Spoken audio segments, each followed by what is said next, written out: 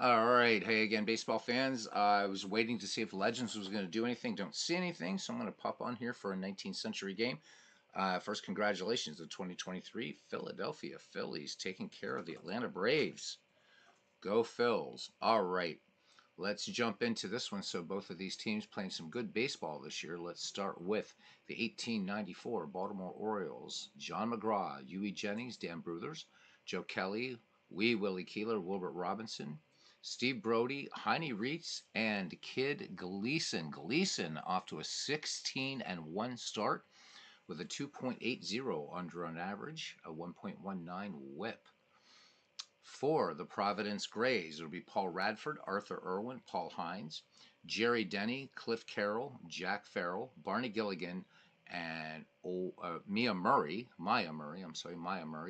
and Old Hoss Radbourne off to a 14-4 start and a 2.33 earned run average. So it looks like a good pitch-up match. Up and let's go to Messer Street grounds.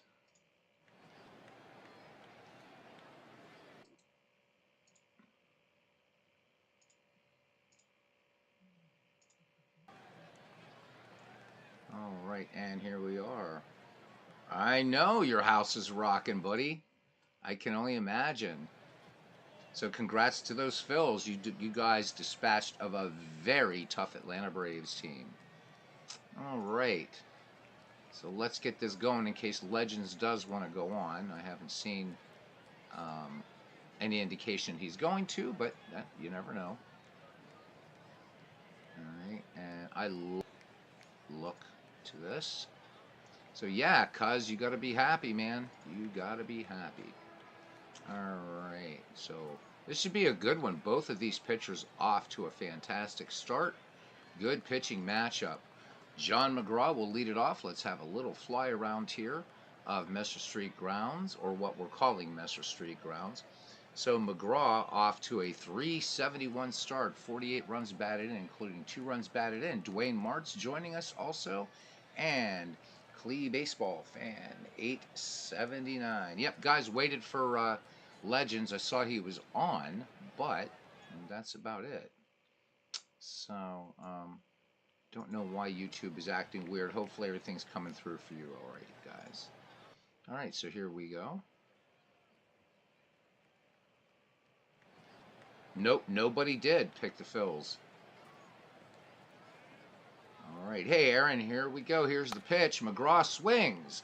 And a fly ball to deep left field, but it's not going to carry enough. And into the glove of Cliff Carroll it goes for out number 1. All right. Here's Huey Jennings. Jennings hitting .444, 56 runs batted in, 2 home runs. Radbourne has the sign from Barney Gilligan. Here's the 0-1 delivery. Gilligan swings this one, fast roller to second, and that's going to be an error from Jack Farrell. So E4 and Huey Jennings is aboard. So here we go. Big Dan Bruthers hitting .391, 64 ribbies, a home run.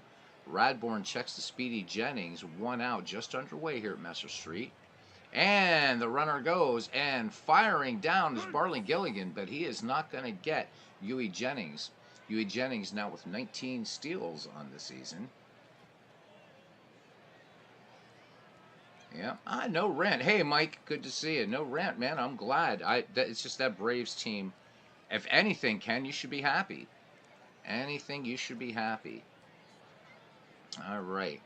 Bruthers back in. Here's the 1-2 pitch.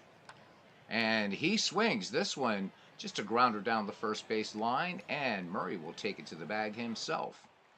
So Dan Bruthers is retired. Moving to third in the play is Huey Jennings, and that brings up Joe Kelly, our left fielder. .395 average, 67 runs batted in, including 3 home runs. Radbourne deals. Here's the wind and the pitch. And swung on by Joe Kelly, and this one flown to short left or short center, and Paul Hines makes the catch. So there was 1 error in the inning and a runner left on. We go to the bottom of the first inning. It's Baltimore nothing, and Providence coming to bat, and tonight's player is going to be Dan Bruthers. So we'll be doing Dan Bruthers when he comes up again. So that'll be our player of note tonight. So I just picked up something else. It's the 2007 edition because I've never seen it before.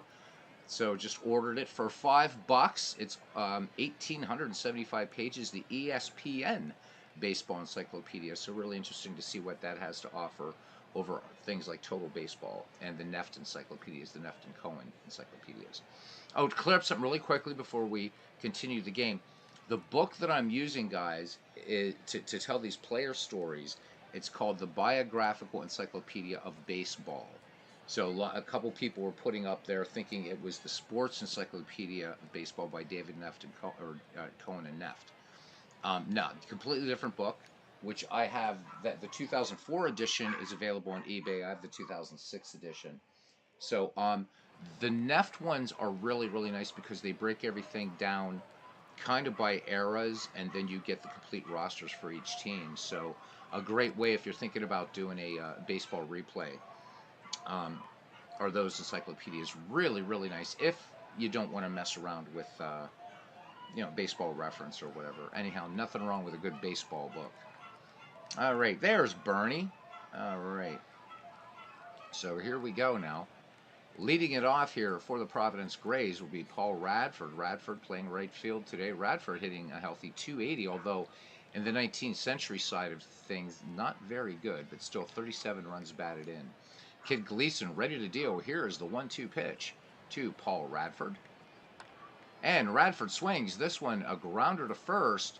And taking it to the bag himself would be Dan Bruthers waving off Kid Gleason. So 1 up, 1 down for the shortstop, Arthur Irwin. Irwin hitting .345, 12 ribbies and a home run. Gleason deals the payoff pitch to Arthur Irwin. Irwin swings, and this one slapped into right field, base hit. So first hit in this game by either team. So Arthur Irwin, very, very speedy on first for Providence, and it brings up the center fielder, Paul Hines, hitting .356, 26 runs batted in.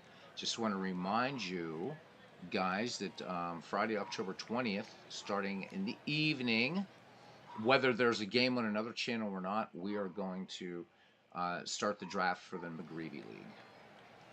All right, Gleason winds and fires, and the runner goes, and Robinson is not going to make the throw. So Arthur Irwin still second uncontested. The Providence Grays now with a runner in scoring position. Here's the 3-2 pitch.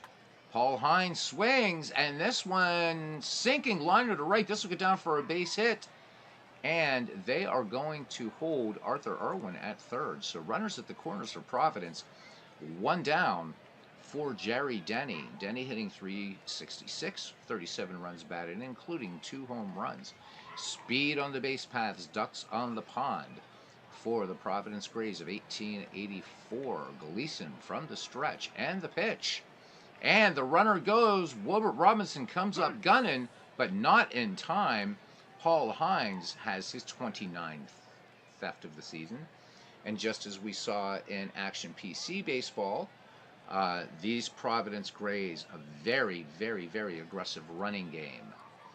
All right, so Jerry Denny back in the box, and the 1-2 pitch coming to Jenny out of the stretch. Jerry Denny, this one grounded to third, and the only play will be to first.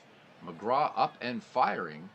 However, Arthur Irwin comes in to score, and the Providence Grays with an early 1-0 lead here, bottom of the first. Once again, congratulations to the 2023 Philadelphia Phillies. It's going to be a hell of a championship series for all 4 teams moving forward. All right, here's left fielder Cliff Carroll hitting .325, 32 ribbies, 2 home runs. Gleason out of the stretch in the 2-2 pitch, swung on, and this one a long way out to left field, and this is going to get all the way to the wall and left, and 1 run will swing, or will score. Cliff Carroll has himself an RBI double as Paul Hines comes in to score, and Providence leads 2-0 here in the bottom of the first.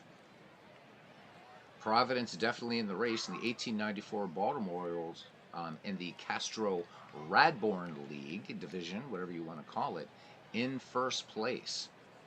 All right, Kid Gleason now will face the second baseman, Jack Farrell, hitting .282. He's got 23 ribbies, including a home run. Cliff Carroll with speed in scoring position at second. Kid Gleason with the payoff pitch. And this one swung on. This is going to be a little blooper into right field. Base hit. And coming around to score, Jack Farrell picks up the RBI single. And Cliff Carroll will score. It's 3-0 Providence. Still 2 out. Jack Farrell on at first for the catcher, Barney Gilligan. Gilligan hitting .279, 26 runs batted in. Here's the pitch. And once again, the runner goes. Providence sticking with an aggressive running game. Crazy steals. And Jack Farrell has now stolen 23 bases on the season. Dwayne says, I guess the old man that tells the kids to get off the grass now can't just want it back to the old way where the best two teams play in the World Series. No, I do want that. But too many teams in baseball now, I guess, for that to happen. Yep, never going to come back. All right, here we go.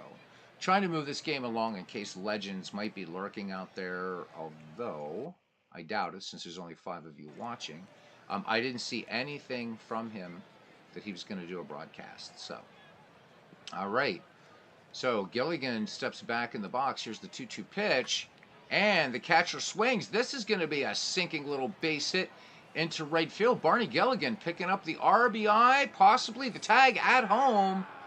Oh, and gunned down. Jack Farrell is gunned down. Great play out there in right field by Wee Willie Keeler picking up the outfield assist. However, Providence, 3 runs, 5 hits, 1 error. We go to the top of the second. The Providence Grays of 1884 lead the Baltimore Orioles of 1894.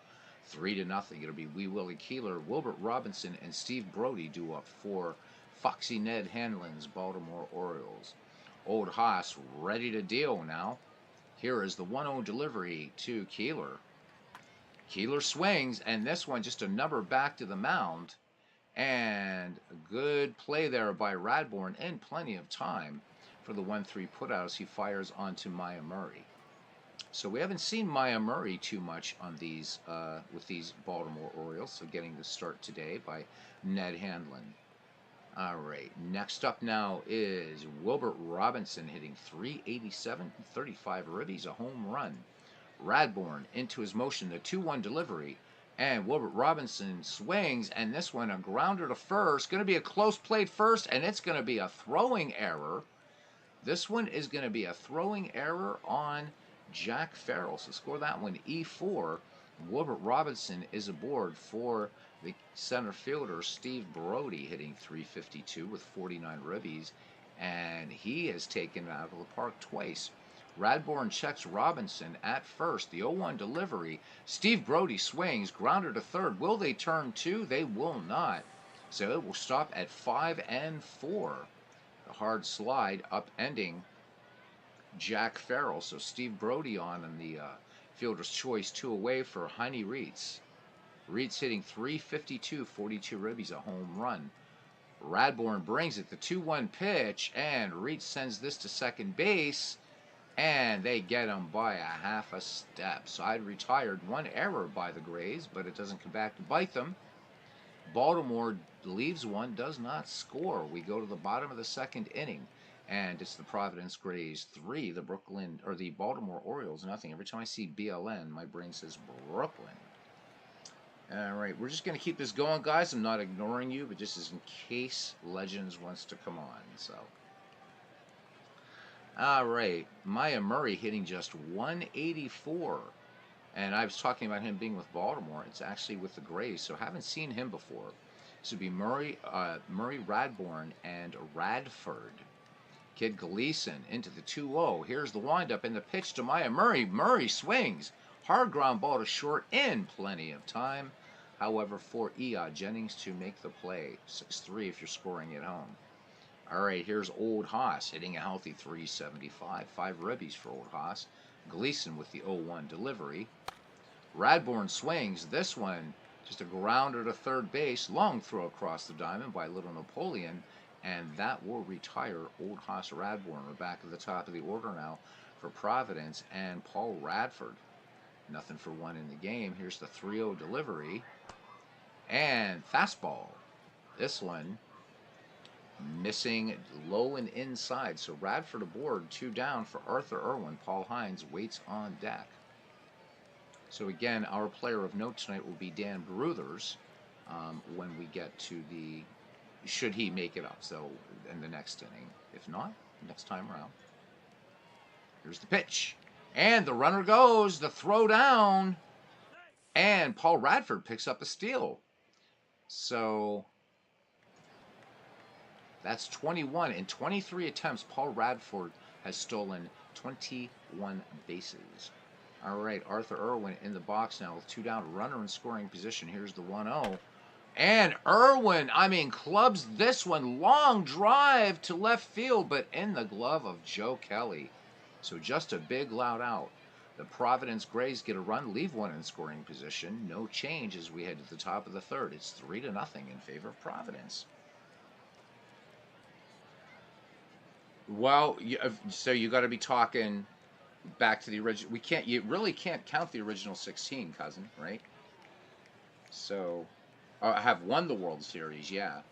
But as far as been in the World Series, we have to go after the dreaded expansion. How about it? But good stat. Got to look it up. Dwayne asking Ken, if you could pick the American League winner, who would you want the Phillies to play? I'd like to see them play the Rangers myself. I can't stand the Astros, so now I have to root for the Rangers. All right, here we go. It'll be Kid Gleason, John McGraw, and Huey Jennings. All right, Old Haas deals, pitching a good game thus far, is all we'll say. And this one, blooped by Gleason into center field, and that's going to hold up here at Messer Street as Paul Hines makes the catch. So 1 up, 1 down, and we're back at the top of the order for the Baltimore Orioles and John McGraw. Here's the 1-2 delivery. McGraw 0 for 1, grounded out, and struck out this time. So Radbourn has now struck out 50 in the season, and it brings up E.A. Jennings. Huey, 0 for 1.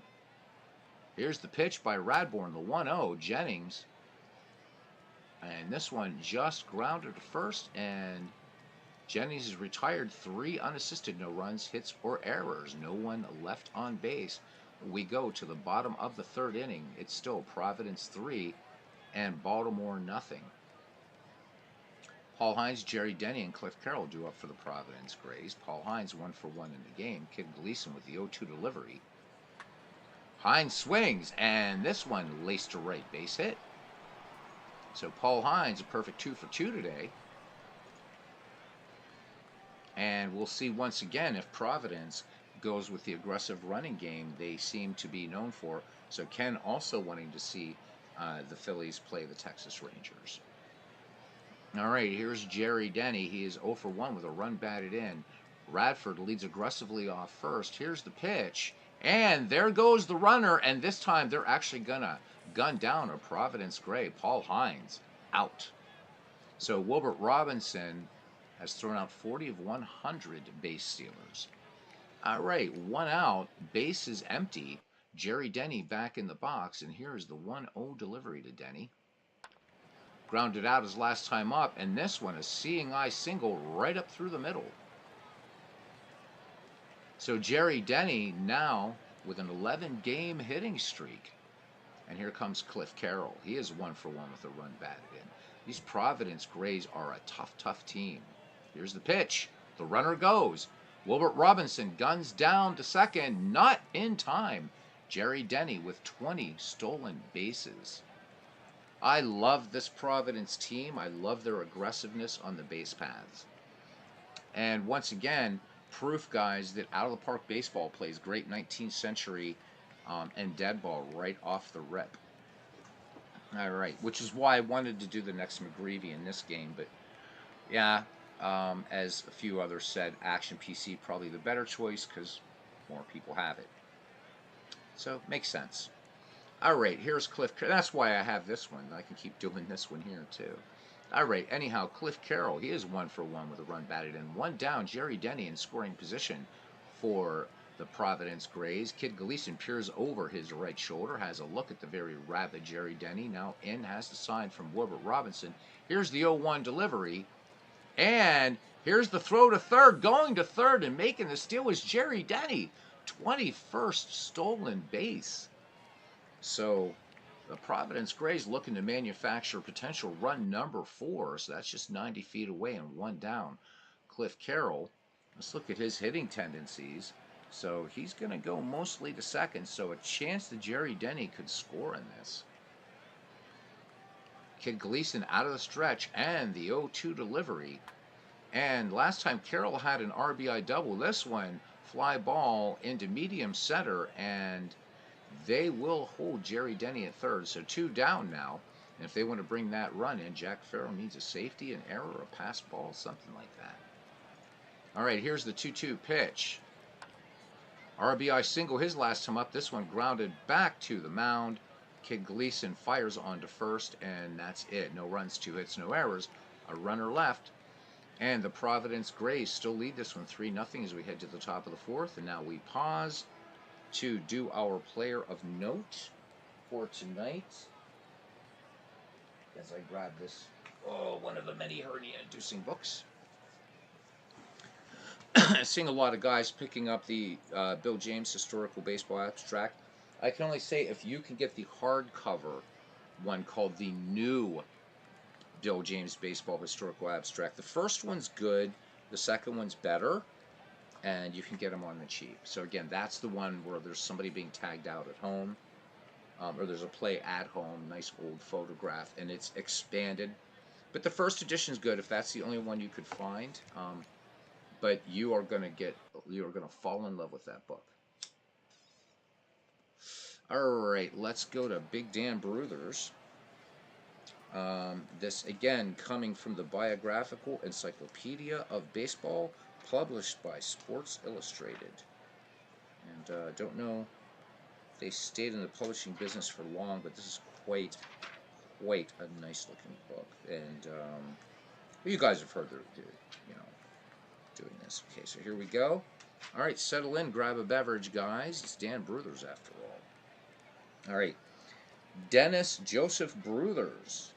All right. So he was born May the 8th, 1858 in Sylvan Lake, New York.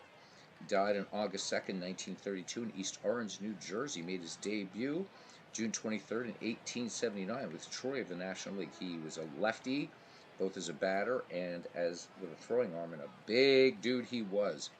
6'2", 207 pounds. All right. First baseman Big Dan Bruthers was the first great slugger in baseball. Not only was he a remarkable percentage hitter, leading his league in batting average 5 times, he also was a great home run hitter who hit the then amazing career total of 106 homers. Bruthers spent 2 years with the National League's Troy Trojans before moving to the Buffalo Bisons in 1881 and becoming an overnight star. He hit .319 and led the league with 8 homers and a .541 slugging average. It was the first of 6 consecutive times he led the National League in slugging. In 1882, he won the batting title by hitting .368 and then came back the following year to become the first player in Major League history to win back-to-back titles, as he hit .374 and also led the league with 17 triples and 97 runs batted in. Bothered by an ankle injury in 1884, Bruthers still managed to hit 14 homers and lead the league in slugging at .563. In 1885, his last season with the Bisons, who folded at season's end, he had .359. Before the 1886 season, the Detroit Wolverines purchased the entire Bisons roster for $7,000, and Bruthers proceeded to have one of his best years. He hit .370 and topped the league with 11 homers and 40 doubles. One of his circuit clouts at Washington's Capitol Park was widely recognized as the longest home run in the game's short history. Another homer at Boston's Sullivan Towers is reported to have scattered some fans who were enjoying a free view of the game. Some of his longest home runs were marked by flags at various parks around the league. Of course, we know that was done for Willie Stargell as well. There were stars painted on a lot of the National League parks, so kind of nice that this was done in the 19th century as well. All right, anyhow, Bruthers played 2 more years in Detroit before the franchise disbanded, and he paced the league in doubles and runs both seasons. His next stop was Boston, and he won his 3rd batting title in 1889 with the Beaneaters. Remember, This Boston team, guys, would become the Bees, Doves, Braves. Anyhow, hitting 373 with 118 runs batted in. An early recruit of John Montgomery Ward's Brotherhood of Professional Baseball Players in 1885, Bruthers joined Ward and Ned Handlin on the union committee that tried to resolve the differences with the owners. He also served on the league's board of directors. Thus, Bruthers didn't hesitate to jump to the Players League in 1890. And when he jumped, he did it noisily. Referring to the three owners of the Bean Eaters, he said, "No one would pay a nickel to see Arthur Soden play first, Arthur Conant at second, and J.L. Billings at third." Unfortunately for the new league, not enough fans were interested, and the Players League folded after one season. Bruthers then signed with the American Association's Boston Red Stockings, with whom he led the league by batting .350, but the American Association folded after that season. Of course, Bruthers had no problem finding a new team. He signed with Brooklyn in the National League for the 1892 season and hit .335 to win his last batting title, as well as again leading the league with 197 hits, 124 runs batted in. Injuries limited Bruthers' playing time in 1893, but he was able to crank up one more time in 1894 after he was traded to the Orioles with Wee Willie Keeler. At age 36, he hit .347 with 39 doubles, 23 triples, and 128 runs batted in. And he also had a career-high 38 stolen bases. Bruthers played only part-time with Baltimore, Louisville, and Philadelphia during the next two seasons and appears to have played his last major league game in 1896 with the Phillies. However, he kept playing in the minors, hitting .415 for the Eastern League Springfield Ponies in 1897. He played two more seasons, sat out for 5 years, then at age 46 led the Class D Hudson River League's Poughkeepsie Colts to a pennant, hitting a league-leading .373. The New York Giants signed Bruthers to a contract in 1904, but he was hitless in 5 at-bats. After he finally retired, he worked at the Polo Grounds as a press attendant for many years. He died in 1932 and was elected to the Hall of Fame in 1945. His lifetime batting average, .342, and ninth on the all-time list. Of course, that ties Babe Ruth.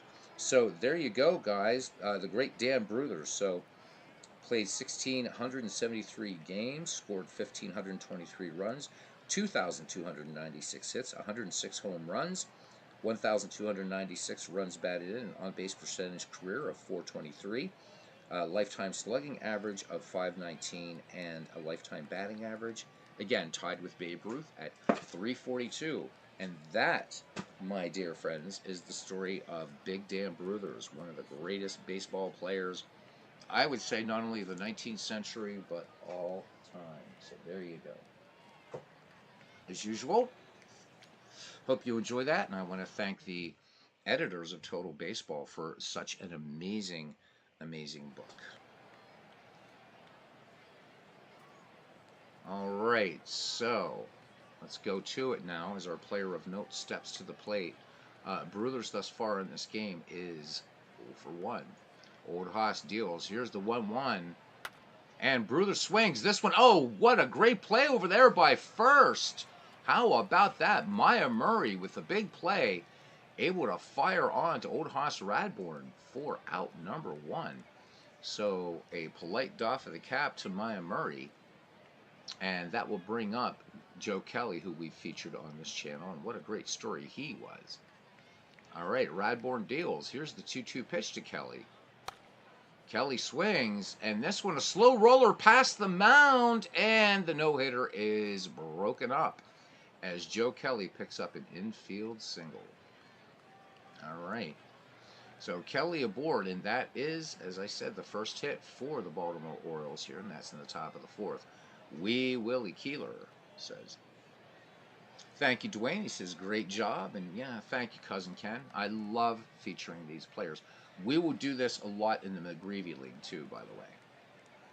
So, and that'll be more for the guys that maybe won't be familiar with some of their players. We'll use either this book or Sabre articles. So, glad you guys enjoy it. I like to give a little bit more to this, than just these guys being a bunch of numbers and stats.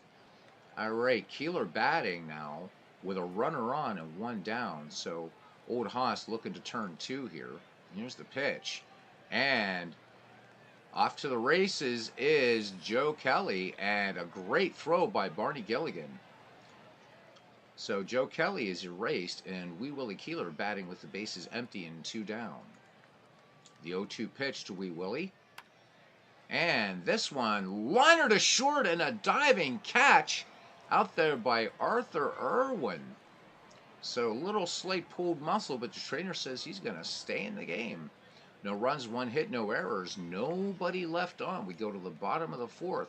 Providence 3, Baltimore nothing. All right, Barney Gilligan will lead it off for the aforementioned Providence Grays as he waggles the wagon spoke. Kid Gleason deals. Here's the 3-2 pitch. Gilligan swings, hard ground ball to first. Up and over with it is Dan Bruthers, who fires on to Kid Gleason for out number 1. Maya Murray making a great play at first is 0 for 1 today. Gleason with the 2-2 pitch. Murray swings on this one, base hit into center field. Caught up to that fastball really nicely. So Maya Murray aboard, not very fast, and here's Old Hoss Radbourne. Nothing for 1. Gleason with a check with a runner. And Radbourne shows bunt. And the count 0-1. Here's the pitch. Radbourne gets the bunt down the third base line. Sacrifice completed. Old Hoss doing his job. Maya Murray moves into scoring position. 2 down now for the leadoff hitter, Paul Radford. Nothing for 1. Gleason brings it the 1-1. Radford swings, high fly ball to deeper part of right field, but Wee Willie Keeler a lot of range out there and makes the catch. No runs, 1 hit, no errors, and a man left in scoring position. The Grays still leading 3-0 as we head to the top of the 5th inning. Ken Castro says when scouting for a location for the new ballpark, the Providence Baseball Association saw to it that the grounds were away from the contamination of rum shops and attendant loafers. I love it. See? Oh my God. That's what makes baseball grand. So Ken Castro says a neighbor to the park allowed fans to sit on his roof and watch the game for only 25 cents, which probably didn't make the Grays owner very happy. Now, I wouldn't think so. I love that, though. The contamination of rum shops and attendant loafers. I love it. There's something to be said for that more florid style. Fun stuff. All right, Wilbert Robinson, Steve Brody, and Heine Reeds due up for the Baltimore Orioles, down 3-0 here in the 5th. Old Haas with the 1-2 delivery. And this fastball smacked onto first, and no problem there, as Maya Murray comes up with it and tosses to Charlie Radbourne covering. So 1 away for the center fielder Steve Brody, who's nothing for 1. Game moving along quickly. Here's the pitch. Brody cuts on the first pitch. This one grounded to short. And that's going to have Arthur Irwin's name all over it. He fires onto Maya Murray for the 2nd out of the inning. Heine Reeds, nothing for 1. The payoff pitch to Reeds. Fastball, swing and a miss, strike 3. The Orioles go in order. We go to the bottom of the 5th, 3-0 Providence. Arthur Irwin, Paul Hines, Jerry Denny due up for the Providence Grays of 1884. Kid Gleason has walked a batter in this game. Gleason, perhaps best known, again, as the manager of the 1919 Black Sox. The 1-0, Gleason, of course, in the Hall of Fame. Fly out last time for Arthur Irwin. This one's going to be popped in the infield and down into the glove of the shortstop, Huey Jennings. So 1 away now, as Dwayne Martz notices that Al Park does a great job with stealing and errors. It absolutely does. Great for old time at baseball. Kind of funny considering how this game has a decidedly more modern aesthetic than Action PC, but still handles dead ball in the 19th century very, very well. Not that Action PC doesn't. You got to do a little bit of tweaking, but it will work. And work well, as we saw in McGreevy, and we will see again. Paul Hines, perfect 2 for 2 today. Here's the 1-0 pitch. Hines singled last time. Looks like it's going to be an out this time. And measuring it up out there in left field, kind of circling under it, backpedaling and moving in again, is Joe Kelly as he gloves it for out number 2. All right, Jerry Denny, 1 for 2. He's got a run batted in. Here's the 1-2 pitch to Jerry Denny. Jerry Denny swings, high fly ball, center field, but not enough distance in this big old ballpark. Steve Brody makes the catch. Side retired. The Grays go in order. We go to the 6th. And Old Hoss Radbourn pitching a one-hitter right now. It's 3-0. And for the Baltimore Orioles, it'll be Kid Gleason, John McGraw, and Huey Jennings. We're only 35 minutes into this game. All right, here's the pitch. Gleason shows bunt. This one bunted up in the air and off the hill, and making the catch is Old Hoss Radbourn. Remember, Old Hoss Radbourn actually wouldn't have come off the hill, but what the hell, right?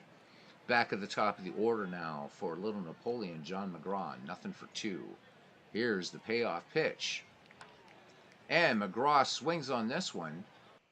And this one grounded to first, this changeup. And Maya Murray beats McGraw to the bag. So 2 up, 2 down now for Huey Jennings, 0 for 2. The 3-1 pitch coming into Jennings. Jennings swings on this one. Fly ball out to center field. And right into the hands of Paul Hines. The Orioles go good morning, good afternoon, and good night. We head to the bottom of the 6th frame, and it's still 3-0 Providence. So, blah, blah, blah. Okay, so Dwayne and Ken having a good little chin wag out there. All right, here is Cliff Carroll, followed by Jack Farrell and Barney Gilligan for Cousin Ken Castro's 1884 Providence Grays. Kid Gleason with the full count. Cliff Carroll flied out his last time up, and this one's going to get down for a base hit, center field. So good contact there, nice sinking liner there by Cliff Carroll. A runner aboard now, that's the 9th hit for the Providence Grays. And that will bring up the second baseman, Jack Farrell, who is 1 for 2. And he has batted in 1 in this game thus far. Carroll leads off second. The payoff pitch swung on. And this one hard grounder to short. 6-4-3 double play. All right, Jennings to Reitz to Bruthers. Doesn't quite have the same ring as Tinker to Evers to Chance, but that's all right. 2 down, bases empty now for the catcher Barney Gilligan, 1 for 2. Single and a ground out in this game. Gilligan swings, fly ball out to right field, and this will hang up until it finds the sure glove of Wee Willie Keeler as he hurries back on that one. So inning over, Providence picks up a hit, but then the double play erased the runner. We go to the 7th, and it is still 3-0. So here we go. Dan Bruthers, Joe Kelly, and Wee Willie Keeler. Here's the pitch. Bruthers, first pitch swinging. This one line to left field, but this is going to stay in the park as Cliff Carroll will pull it down. That can of corn, out number 1. All right, Joe Kelly, 1 for 2 for the Hall of Famer. Most of these guys are Hall of Famers in this team.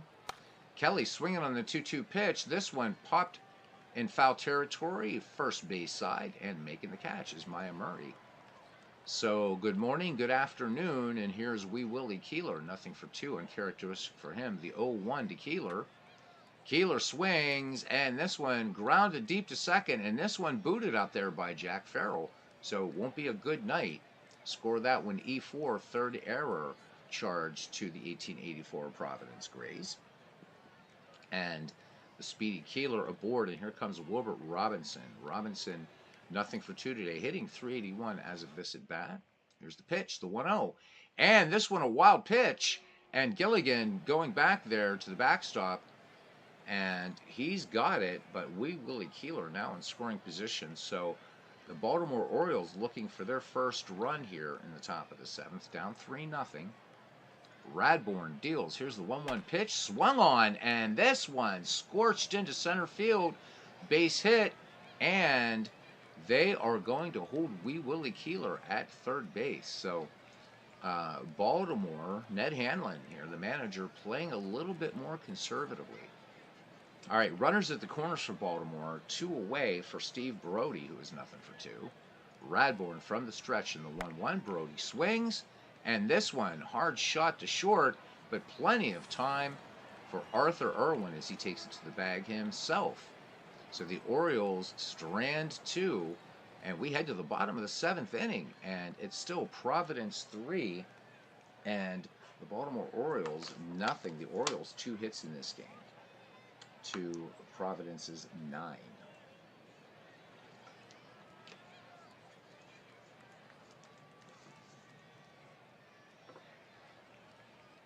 Yeah, wasn't sure, Bernie, because Legend said he was working from home today, so I waited till the last possible moment, and it didn't seem like I saw that he was online, but didn't see any announcements. Checked YouTube, so it's all good, my friend. And I wanted to make sure the Phillies game was over too, because even if I'm doing a broadcast, I'm not going to pull Cousin Ken away from the Phillies in the postseason. All right, here's Maya Murray for Providence, followed by Old Haas Radbourn and then Paul Radford. Murray 1 for 2. Here's the pitch. Murray, first pitch swinging. This one, fly ball, right field, and back, and now in on it again is Wee Willie Keeler, and he makes the catch. We can look at our weather. Let's see what kind of wind we have here today, if any. No, we have no wind.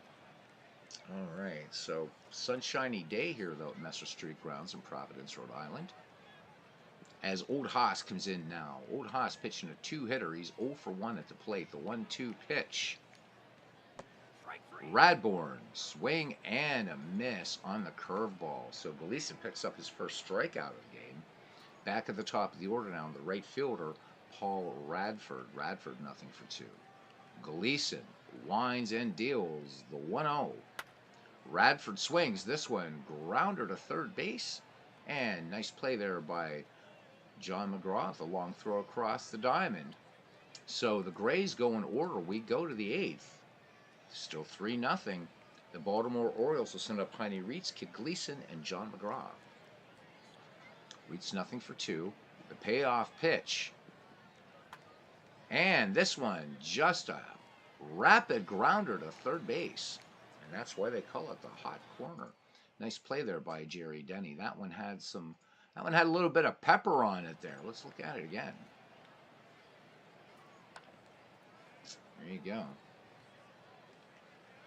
A little bit of a high throw there by Jerry Denny, but he does his job. All right, 1 away now. Kid Gleason, nothing for 2.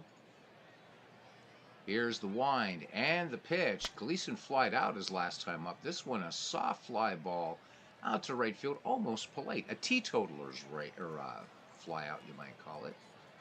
Paul Radford brings it down for the second out of the inning. We're back at the top of the order for Baltimore. Time running out here. McGraw, nothing for 3, the 2-0.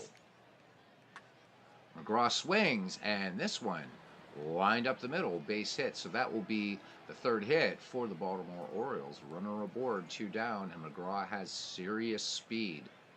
And here's Ia.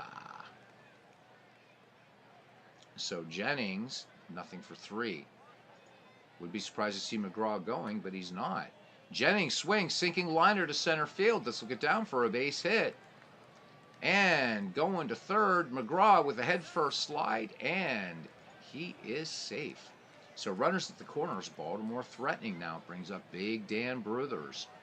And one swing of the bat, Bruthers can tie it up. And he had the power, certainly, to go out of the park, as we read in that little biopic, if you will, little whatever, of Dan Bruthers. The big lefty stands in. Here's the 2-2. Bruthers swings. The Park's going to hold this one. A little roller to second. Arthur Irwin with, or no, that's Jack. No, wait, let me see. Yep. So Irwin with a good throw, but Jack Farrell drops it. E4. And McGraw will score courtesy of the error, so that's an unearned run. And it's 3-1. So Jack Farrell kind of looking a little sheepish out there at the Keystone sack.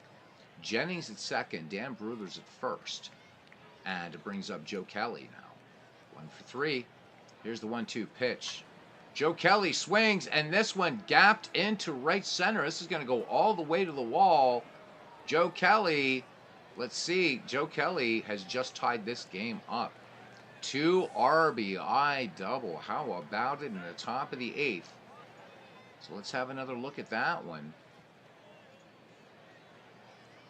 103 miles an hour, and this one all the way out there. There's the Baltimore Afro-American Black Baseball, or Black newspaper. All right.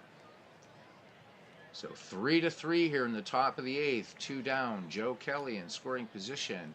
Wee Willie Keeler strides to the plate. Nothing for 3 for Willie. Keeler swings first pitch, grounder to second. Farrell making sure he has this ball. This time fires on to Maya Murray, and the inning's over. But the Orioles tie it up. We go to the bottom of the 8th. It's 3-3. Arthur Irwin, Paul Hines, and Jerry Denny.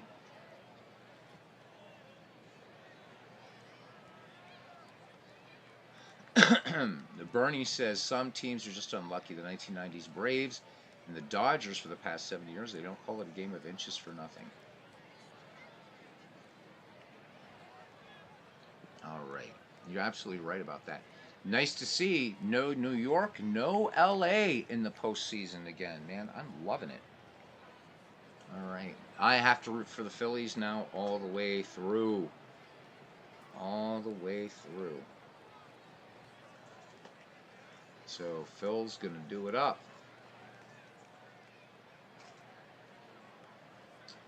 All right. The Irwin, Hines, and Denny. Kid Gleason, 2-2 pitch to Arthur Irwin, who singled and scored a run. And this one, line drive into left field, base hit. Arthur Irwin picks up the 10th hit for the Providence Grays. So here we go. And Kelly with pretty good range out there, unable to get to the Arthur Irwin smack out there into left field, into that pasture. So here's the center fielder, Paul Hines, 2 for 3 for him. Irwin leads off first. Here's the pitch, and Irwin goes. The throw down by Wilbert Robinson will not be in time. Arthur Irwin has pilfered 12 bases this season. So the go-ahead run in scoring position for the 1884 Providence Grays. Paul Hines back in the box in the 3-1 delivery. And this one will miss inside, ball 4. So 2 aboard for Providence, nobody out. And here is Jerry Denny. Jerry Denny with an RBI in this game. He is 1 for 3. The 1-0 to Denny. And it's a double steal. The throw to third will not be in time. So Arthur Irwin, 13 for 22 in steals this season. So there you go. Double steal. When was the last time you saw that one as a concerted play? I know there was one. I think there's a double steal this year once or something, I think. All right, so Jerry Denny, chance to be a hero here in front of the faithful here at Messer Street in Providence, Rhode Island. The 2-2 pitch. Jerry Denny swings. This one, just a little roller out to the mound. And Kid Gleason coming down the keyhole there makes the play.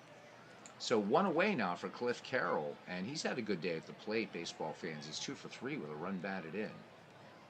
Infield playing in as you would expect. 3-2 pitch.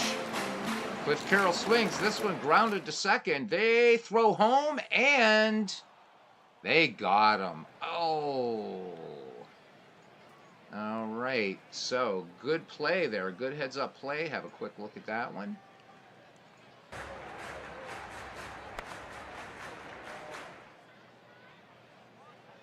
Close play. All right. So 2 away, Cliff Carroll at first, Paul Hines at third, and it brings up Jack Farrell, 1 for 3. Farrell with a run batted in, but would like to erase the memory of the error. Gleason from the stretch in the 1-1. And there goes the runner. This is going to be close. And Cliff Carroll gets the steal. 22 steals on the season. We're going to have to see what team is leading in steals on this the Castro-Radbourne side of things. Jack Farrell back in. Here's the 2-1 pitch. Farrell swings, and this one grounded to third, and McGraw cannot come up with it, and a run will come home. They're going to call that a single, so it's an RBI, and Paul Hines comes in to score and back into the lead now with 1884 Providence Grays. So that was a tough play. I don't think McGraw would have made that, so Wisen the scorer to it's 101 off the bat. McGraw's not going to make that play. Brooks Robinson may have made that play, but McGraw, not so much. All right. Not knocking McGraw as a third baseman. He was an excellent third baseman, but that was scorched. And a bad hop, it looked like they're at third.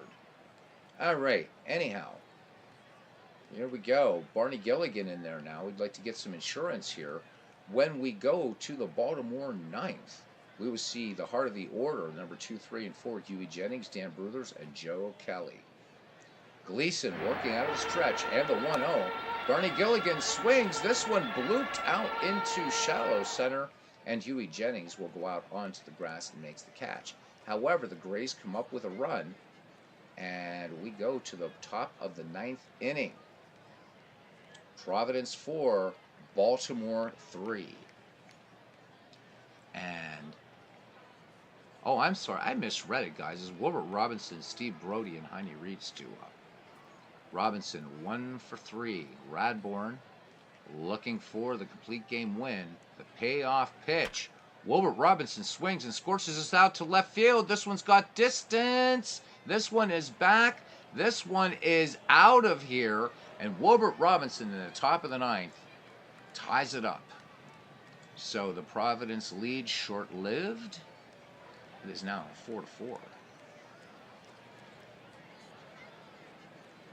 So Wilbert got all of that. Let's have another look at that one again.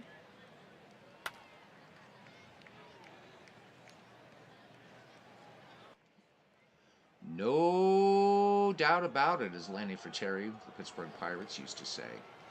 All right, we are tied at 4. Brings up Steve Brody now, nothing for 3. Old Haas needs to try to hold him. When we head to the Providence ninth, it will be Maya Murray, Old Haas Radbourn, and Paul Radford. The 2-1 pitch now. And Brody grounds to short, and unable to make the play is Arthur Irwin. So tries to get out of his glove. He's up in time, but they're going to award Steve Brody the infield hit. So Baltimore now with its 7th hit of the game, nobody out. And here's Heine Reeds. Reeds nothing for 3. Here's the 1-1 pitch. Reeds shows bunt.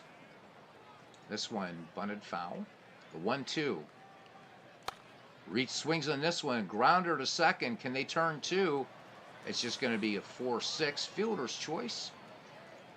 Steve Brody with a hard slide breaking up that double play. So Heine Reeds now on at first. It brings up Kid Gleason. The 1-1 pitch. Gleason shows bunt. This one bunted back to the pitcher. Radbourn running down the keyhole makes the catch. All right. That lane, but this is actually called a keyhole. I know Cousin Ken knew that, but it's actually called a keyhole. If you think of those, if you ever see those old skeleton key locks, you can see why it was called that. I always loved those. I loved that lane from the mound to the box. Always loved it. Love seeing pictures of it. I've never been in a ballpark that actually has one, though. All right, Reitz leads off first. 2 down now for John McGraw back at the top of the order. McGraw's 1 for 4. Here's the 2-2 pitch. And the little Napoleon goes down swinging. However, on the Wilbert Robinson home run to left, the Baltimore Orioles tied at 4. We are at the bottom of the ninth now, and it'll be Maya Murray, Old Haas Radbourn, and Paul Radford.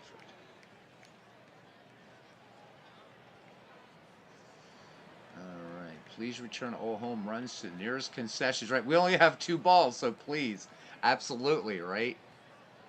And they did. They would have, Dwayne, they would have police, they would have ushers, whatever, do anything they could to try to get the ball back. Again, I don't know about the 19th century. Ken would know better. But I think on average in a dead ball game, they used maybe 15 to 20 baseballs, maybe, and that's actually high. That's not even an average.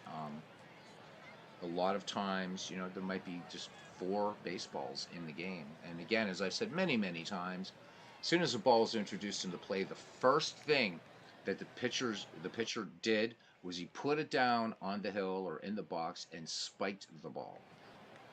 And then it'd be tossed around the horn, and guys would spit on it, scuff it, do the whole thing. And remember, the ball wasn't as hard, wasn't wound as tight, so you can imagine what a baseball, at least in the dead ball era, would have been like. All spiked up, and I'm guessing at least these Orioles would have done something like that. I don't think that was just a dead ball tactic. All right, Maya Murray, 1 for 3, bottom of the 9th. Here we go, Providence. The 0-1 pitch. Maya Murray flied out last time, and this one's going to stay in the park. Fly ball, shallow right field. And again, showing that excellent range out there, Willie Keeler will can of corn that for 1 away. Old Haas now, 0 for 2. Full count coming to Old Haas. Struck out his last time, and Haas sends this one out in the gap. In right field, this will get down for a base hit. It's going to get off the Bromo Seltzer sign, and Old Haas has himself a 1-out double. So the winning run is in scoring position for the Providence Grays. A hell of a ball game, as Cousin Ken says here. Paul Radford now 0 for 3. Gleason ready to deal. The 3-2 pitch. And that one missing inside, ball 4. So Radford showing good discipline up there. Draws the walk as that one missed. Inside. So 2-on now for Arthur Irwin. Kid Gleason hoping for the double play. Radbourne very, very fast. He had speed. And Paul Radford, he was no Billy Hamilton, but good speed. Here's the 2-2 pitch.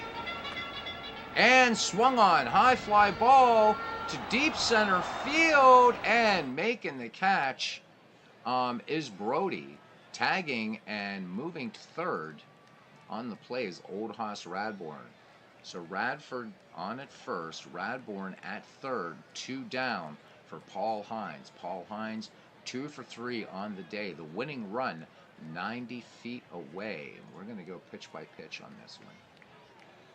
Kid Gleason ready to work out of the stretch to Paul Hines. Here it comes. Hines swings in the first pitch and fouls this one down the third base side. The count 0-1. Gleason has the sign from Wilbert Robinson. Here is the wind and the pitch. Swung on, and just a soft fly ball to left field, and we're going to extra innings. Joe Kelly makes the catch. We go to the 10th, free baseball. We'll go back to batter by batter. And it will be Huey Jennings, Dan Bruthers, and Joe Kelly due up for the Baltimore Orioles. All right. So, Bernie, the reason I allow the CPU to do both of these is not because I don't like to manage. I love to.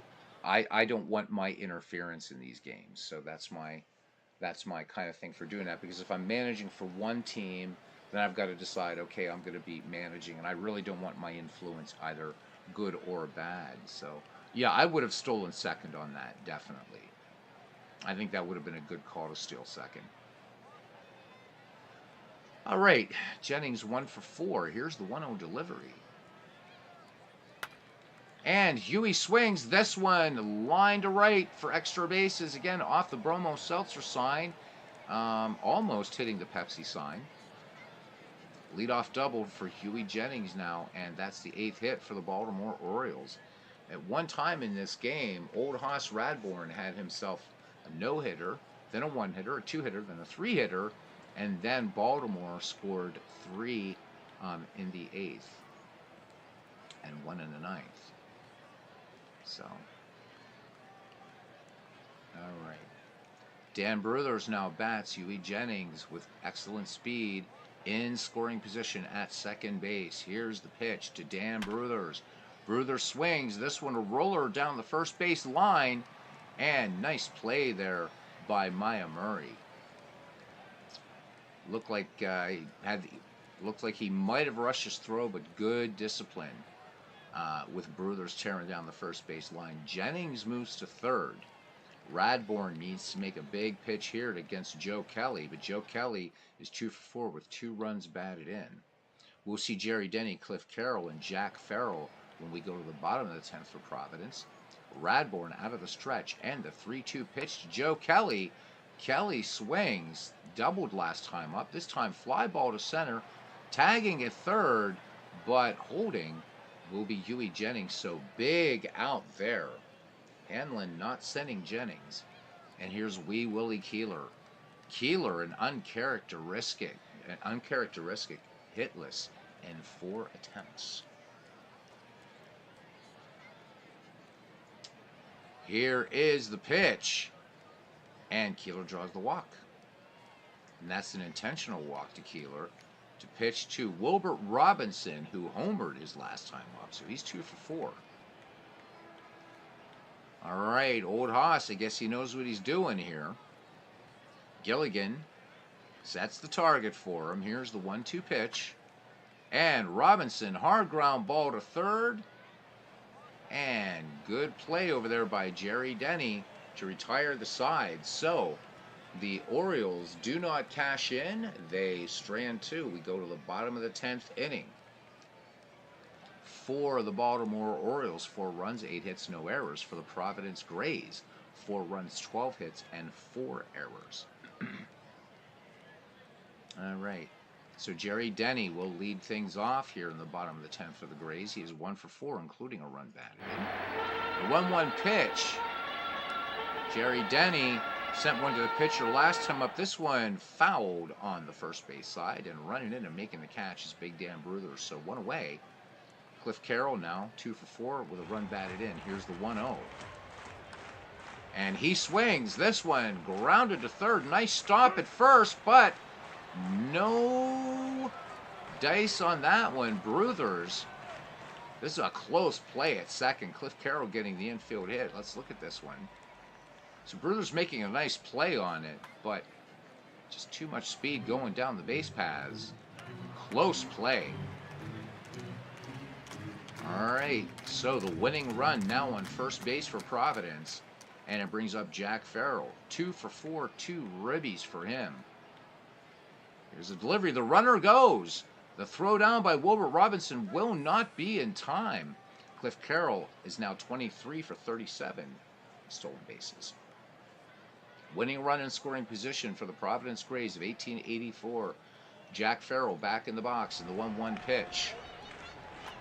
Farrell swings, and this one a sinking liner to left field that Joe Kelly brings into his glove, gets the throw into the cutoff man quickly to hold Cliff Carroll out there at second. So 2 down.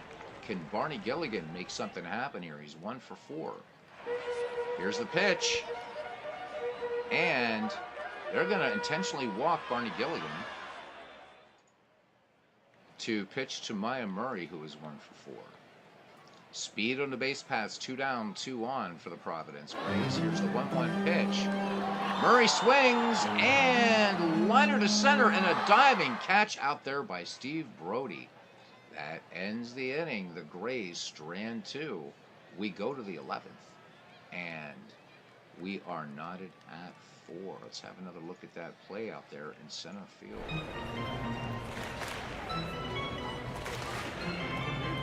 Boom. All right, got to remember to give these guys high socks. All right, Steve Brody will lead things off here for Baltimore in the 11th, followed by Heine Reitz, Kid Gleason. Guess we can't hurry now. All right, here's the 2-0 pitch. Brody swings, and line drive, base hit. Center field. Brody makes the wide turn at first, and he will hold right there as Heine Reitz steps in. He is nothing for 4. Will Brody go on the pitch? Let's see. Here's the 0-1. The runner does go. Bunted back to the mound. The only play will be to first. Brody moves to second. 1 away for Kid Gleason now. Nothing for 4. Here's the pitch. Gleason swings. This one slow roller to third base. And up with that one is Jerry Denny to retire Kid Gleason for out number 2. Steve Brody remains frozen at second. Back at the top of the order now for Little Napoleon McGraw. 1 for 5. Here's the pitch. And they are going to give McGraw first base. All right, 2 on, 2 down for Baltimore here in the top of the 11th. For Eod Jennings, 2 for 5. Payoff pitch. Runners go, and Jennings grounds to second.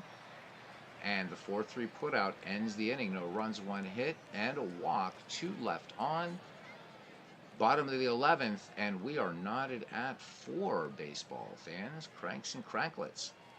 And it will be Old Haas, Paul Radford, and Arthur Irwin. Here's the 1-2 pitch. And last time Radbourne had a double. This time it's going to be a little 4-3 putout. So 1 away here for Providence in the bottom of the 11th. And center fielder Paul Radford, nothing for 3. The 2-2 pitch. Radford swings, high fly ball into left field, and Joe Kelly will pull it down. The place where base hits, triples, doubles, and everything else goes to die. Arthur Irwin, 2 for 5. The 2-2 pitch to Irwin, flied out his last time to center. Irwin bloops this one to center field, and ranging in and making a nice play is Steve Brody. So, side retired, we go to the top of the 12th. And we are tied at 4, cranks and cranklets. Dan Bruthers, Joe Kelly, Wee Willie Keeler. Radbourne has fanned 3, walked 2 in the game. The 3-1 pitch to Dan Bruthers, grounded out to first. Last time up, Bruthers draws the leadoff walk. Fastball missing, low and inside. So Dan Bruthers aboard for Joe Kelly, 2 for 5, 2 ribbies. And Joe Kelly shows bunt and misses. Count no balls, 1 strike. Kelly bunts again. This one, hopper down the first base line, and they'll go to first for the out. And moving to second is Dan Bruthers. Go ahead run in scoring position for the 1894 Baltimore Orioles. Wee Willie Keeler in there now. Keeler gets the walk. Intentional walk issued by Radbourne, trying to set up the double play here. Wilbert Robinson, pardon me, is 2 for 5, including that solo home run. 3-1 pitch to Robinson. And Radbourne misses. So Old Haas has walked 5 in this game. The bases are loaded. 1 out for Steve Brody, the Baltimore Orioles center fielder, who is 2 for 5. Top of the 12th here at Messer Street grounds. Radbourne with the 1-2 pitch to Steve Brody. Brody swings. This one lined to first, and what a play by Maya Murray. Beautiful play. That one deserves another look again, because that could have busted this game wide open. Murray doesn't make that. This one gets all the way down into that deep right field. Big ballpark here. Let's look at this play at first here. Maya Murray, bam! Oh yeah, that would have been possibly a game over. All right. So bottom of the 12th inning, the heart of the Providence order due up. Paul Hines, Jerry Denny, and Cliff Carroll. Paul Hines, 2 for 4 on the day. Kid Gleason has a strikeout and 4 walks. The 1-0 pitch to Paul Hines flew out his last time up, and this time grounder to short, and Jennings up with it, and he will fire on to Bruthers for the 6-3 putout. So 1 away. Jerry Denny now will have a go. Is an RBI in this game, 1 for 5. Popped out his last time up. Denny swings. This one a slow roller to third. Denny tearing down the line. This is going to be close. And McGraw with a strong throw. They get Jerry Denny by a gnat's eyelash. 2 down now. And Cliff Carroll, what can he do here? He is 3 for 5 with a run batted in. A 2-1 pitch to Carroll. Cliff Carroll swings, and this one just over The head of Dan Bruthers at first, and Carroll picking up the 14th hit for the 1884 Providence Grays, and bring up Jack Farrell now. 2 for 5, 2 runs batted in. And we saw back in the Ken Castro tournament in Action PC Baseball that these Providence Grays did a lot of damage with 2 outs. Let's see what they do here. Gleason, 1-1 delivery to Jack Farrell. The runner goes. Robinson up with it to throw down, not in time. Cliff Carroll has stolen his 24th base. We've had a lot of stolen bases in this game. All right, the count, 3 balls, 2 strikes, swung on, and this one popped high in the infield, and this will end the inning. And indeed it does. Dan Bruthers makes the catch, and that's it. Nothing on a hit for Providence. They strand one in scoring position. We head to the top of Lucky 13, and we are at 4-4. Yep. Radbourne at 178 pitches. A lot of gas in the tank there. All right, Heine Reitz, Kid Gleason, and John McGraw. Gleason at 200 pitches. We'll see if they will pinch hit for Gleason. I don't see Hanlon doing that, but anything's possible. Radbourne with the 1-2 delivery to Heine Reitz. Sacrifice bunt his last time. A big swing and a miss. Chased on that little changeup outside the strike zone. Radbourne picks up strikeout number 4, and we will in fact see a pinch hitter for Kid Gleason. It'll be Frank Bonner. So Bonner, he's at 100 at bats thus far, hitting .280 with 19 runs batted in. Bats from the right. The 2-0 pitch. He's 4 for 15 as a pinch hitter, and Bonner sends this one up the middle, base hit. So here come the Orioles. Both teams now in double digits in hits. 10 for the Orioles, 14 for the Grays, and brings up John McGraw now. 1 for 5. Bonner has some speed. The 3-2 pitch to McGraw. McGraw swings, and this one grounded to short, and taking it to the bag himself is Arthur Irwin, but they're not going to get 2. So 2 outs, though, and John McGraw on at first for E.I. Jennings, who is 2 for 6. Here's the pitch. Jennings, first pitch swinging, high bounder down to third, and they are not going to make the play. They are not going to make the play. Jerry Denny in on that ball, but unable to get the throw off in time. So 2 aboard here, 2 down. Some tall grass here at Messer Street grounds. John McGraw at second. Huey Jennings trailing at first for Big Dan Bruthers. Radbourne ready to rock. Here's the 3-1 pitch. Bruthers swings, and this one a screamer to left and right into the glove of Cliff Carroll. Nice hustle. So the Orioles threaten, but they do not score. What a ball game. We go to the bottom of the 13th inning, and it's 4-4, and I want to thank the hardcores for hanging in here for this game. Really appreciate you. Barney Gilligan, Maya Murray, and Old Hoss Radbourne. Bill Hawk, and we've seen Bill Hawk do some good stuff in that Castro League. Bill Hawk was tough. So he's 3-2 in the year thus far. 28 2/3 pitched, 37 hits, 7 earned runs, 11 walks, 8 strikeouts, a 2.20 earned run average. Has pretty good stuff. Average control, not a lot of movement on the fastball. Bill Hawk deals. Here's the 0-1 pitch to Barney Gilligan. Gilligan swings, and this is going to be a textbook 6-3 put out. Jennings to Bruthers, 1 up, 1 down now.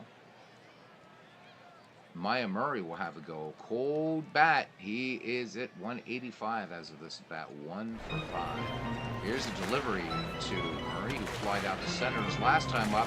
High fly ball to center, but this one's got some more distance, and this is going to roll all the way to the wall here. So Maya Murray rounding second. He's going head first slide, and it's a triple. So Maya Murray with 3 triples on the season, and the winning run just 90 feet away. We will go to pitch by pitch. Infield in. And here's Old Hoss Radbourne. Can he walk it off? He is 1 for 4. Bill Hawk studies the hitter. Ready to deal. Here's the first pitch. And this one low and inside. Fastball missing. Bill Hawk ready to deal from the stretch. And the 1-0 to Radbourne. And this one missing inside. Count 2 balls, no strikes. So Bill Hawk living on the inside part of that strike zone, but missing off the plate. Hawk brings the 2-0. Radbourne not biting. This one missing low. So could it be that they might be trying to... Radbourne with a hot bat of late. I realize he's only 1 for 4 in this game, but Radbourne with a recently hot bat. So maybe the intentional walk here with Paul Radford waiting on deck. The 3-0 pitch, and that's in there for a strike. And that one inside, but this one catching the left-hand side of the plate. The 3-1 pitch, and this one a called strike too. So the count goes full. Fastball in there. Hawk delivers. Radbourne swings and fouls this one back. Count remains full. Bill Hawk out of the stretch delivers the 3-2. And Radbourne swings. If this gets down, it's the ball game, and it is in the bottom of the 13th inning. Old Hoss Radbourne is the hero. The 1884 Providence Grays do it here in 13 innings. Let us look at our recap. So, starting pitcher Old Hoss Radbourne pitched well enough to help the 1884 Grays beat the 1894 Orioles 5-4. Providence now has a record of 31 wins and 27 losses. The game was still up for grabs in the bottom of the 13th. With 1 out, Radbourne hit a fastball from Bill Hawk for a run-scoring single. The Grays, in dramatic fashion, had a walk-off win. What a game. So for the Providence Grays, who improved to 31 and 27, 5 runs, 11 hits, 4 errors. For the 1894 Baltimore Orioles, 4 runs, 11 hits, and no miscues. So what I want to look at here, stolen bases. Let me see. Where are they all? So Huey Jennings had a steal for the Baltimore Orioles. Joe Kelly was caught stealing. Then for the Providence Grays, Paul Radford, Arthur Irwin with 3 stolen bases in this game, Paul Hines with 2, Jerry Denny with 2, Cliff Carroll with 3, and Jack Farrell. So that's a crap ton of stolen bases, my friends. Paul Hines was also caught stealing. So how about it? So Old Hoss goes 13, gave up 11 hits, 4 runs, only 1 earned, 5 walks, 4 strikeouts, a home run. That was the Wilbert Robinson solo shot. ERA of 2.21. Kid Gleason went 12, 14 hits, 4 runs, all earned, 4 walks, a strikeout, 2.81 earned run average, still quite respectable. Bill Hawk tagged with the loss. He will go to 3-3. Pitched a third of an inning, gave up 2 hits, 1 run. It was earned, and you saw it. Player of the game is Old Hoss Radbourne, as it should be. So really liking the graph here. Great baseball game. 12 stolen bases. Cousin Ken saying outstanding call. Thank you, cuz. Because I don't want to hurry this league, I'm not going to autoplay anything out anymore, because I've been going a lot by pitching matchups, but there's some teams that we just haven't seen yet. So that's it, guys. Even going 13 innings, we only win an hour and 19.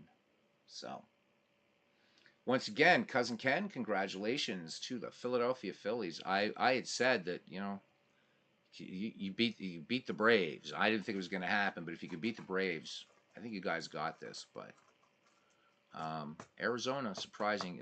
I think we're going to have a good postseason this year, guys. A lot of surprises. Everybody I thought that was going to make it, I really thought it was going to be Braves Orioles World Series. Hey, I'll eat crow. So that is definitely not a thing to be. Phillies Rangers, I think, would be a great World Series. So we'll see. I do not, under any circumstances, want to see Houston in there. Good God. So it's going to be a battle for Texas. And Philly's got to dispatch those D-backs. All right, my deepest thanks, and I really mean this, guys. I'm not trying to be like some kind of sycophant or anything like that. So it means so much, you guys hanging around 19th century baseball. There's 6 of you. Thank you. So to cousin Ken Castro, the heart and soul of this channel. Do you think Robbie can hook you up if you go down? Who knows, man? Send him a Discord and say, Robbie, dude, come on. You know me. All right. Anyhow, to cousin Ken Castro, Dwayne Martz, man, I got to get caught up. I'm so far behind in your channel, man. I'm so sorry. Bernie Strom, thank you, Bernie, for coming in. Bernie and I, we're like running each other broke, like just with all these baseball book recommendations and stuff. Bernie has a raft of them coming in, and I've got the ESPN Baseball Encyclopedia coming. I've never seen that before. It's way smaller than Total Baseball at only 1,878 pages. So I'm kind of curious what it's going to be. So it should be fun. Dwayne's off tomorrow. Have to go see an eye surgeon. Oh my God. Okay, man. I hope everything's all right. Yeah, what time, bud? Because if I can catch your game tomorrow afternoon, I'd like to. If you could give us a time. I do like what you're doing. And Dwayne talking about after this 1961 replay over starting a World Series project, replaying every World Series. And I'm thinking he's doing that in Out of the Park Baseball, but I'm not sure. Just waiting on Dwayne, and then we'll finish our good nights. He says, go see the surgeon at 9, so sometime after that. All right. Dwayne, I hope all is well. I mean, going to see an eye surgeon, that's not like going to see an optometrist, man. So hopefully all will be well. Because we're going to need you, man. We're going to need you doing stuff. All right, you hope before noon. Okay. Yeah, you're playing an old league when the pictures are drawn with a pencil. How about it? And cousin Ken looking at Cliff Carroll there, I can see that. Yeah. And also, even more pencilized is Phil Nell for the Pittsburgh Alleghenies, who are surprised this year, by the way, 38-18. They're playing a tough Brooklyn Superbas team. So, cataracts. Well, they can usually, just fingers crossed, buddy. All right, let me see. I said Bernie Strom, so Bernie has. Bernie, I think, has got what, Cultural Encyclopedia of Baseball. Hopefully, he got the second edition. Bernie, the bigger, fatter one. Bernie picking up that. He's got some.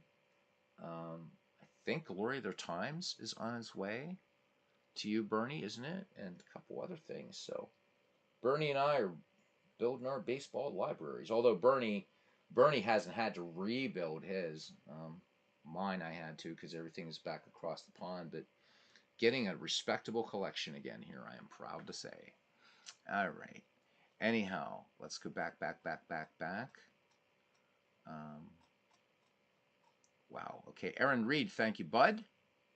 And again, guys, I wasn't paying attention to the chat earlier as much because I wanted to hopefully get this game done. So in case Legends wanted to, but we went into extras. Clee Baseball Fan 879, check out that great channel. And again, Aaron Reed, excellent channel there as well. Mike Silva, thank you, Mike. Cousin Castro, first one. Cousin Ken Castro in Messer Street tonight, as you would expect. Dwayne Martz gets the last. What the fuck is Phil Nell? Wow, let's look at him really quickly. All right, let's look at his real life stats here. So, Cousin, he played 1888 and then had a run then from 1891 to 1895. Began with the Pittsburgh Alleghenies, then went with Cleveland, Washington, Philadelphia, back to Pittsburgh, then to Louisville, finished in Cleveland in 1895. Overall, 57 wins, 79 losses, a 4.11 earned run average. So there you go. Hey, who would have thunk it, right? Phil Nell wouldn't have known that he would be brought up in a baseball game in a century that he would not have dared to dream of. Yeah, lots of books in the way. Oh, yeah, the ESPN. So before I go, Bernie, there's a couple different versions of it. So I think the one I picked up is the 2008. It's $5.64, man. And I mean, I realize, like me, you probably have the stats books, the source book, the handbook, Total Baseball, all that stuff, the Neft encyclopedias, but never hurts. Never hurts. It's baseball. So yeah, he only had 3 starts in 1888. Well, he's doing it up this year. Let's see what's his league. What's his record here? What's Snell's record? Well, he's 0-1. He's 0-1. So, and he's going to be facing Doc McJames for the 1899 Superbas, who's 12-6. So there we go. We're not going to worry about standings right now because we just did just this game today. Nothing remarkable coming up in dead ball, but we haven't seen the Highlanders yet, so I do want to save that one. All right, guys. Thank you so very much. And we'll see you next turn around. If Legends is doing a game tomorrow night, I may do one after him, which would mean really late, but I don't have to work Saturdays. So if anybody feels really hardcore, I may do one after him tomorrow. All right. Until then, see you guys around the batting cage. And Dwayne, hopefully everything will be turning out all right tomorrow with the eye surgeon. All right, guys. See you around the batting cage, and thanks so much for hanging out and honoring these players from the 19th century. Good night.